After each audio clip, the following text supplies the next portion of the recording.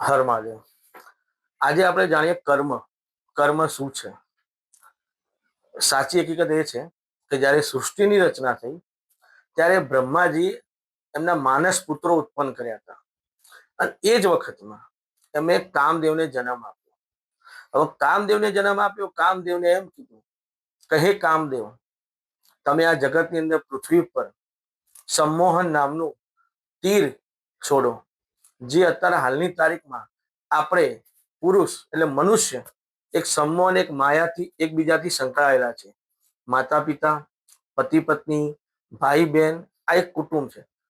પણ ગરુડ પુરાણ અનુસાર તમે જાણો કે માણસનું મૃત્યુ થાય એના પછી મા બાપ, ભાઈ બહેન, દીકરી કોઈ એની પાછળ જાય છે?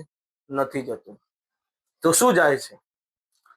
માણસનો જન્મ થાય ત્યારે વગર કપડે એનો જન્મ થાય છે અને માણસનું મૃત્યુ થાય ત્યારે વગર કપડે જાય છે. તો જોડે શું થાય? કર્મ. કર્મ એટલે કયું? ગાયને કેટલું ઘાસ, ભગવાન શિવના મંદિરમાં ત્યાં દર્શન કરવા ગયા, ગરીબોને કેટલા જમાડ્યા, કેટલું ભોજન કરાવ્યું, કૂતરાને દૂધ પીવડાવ્યું. આ કર્મ તમારી જોડે જાય છે.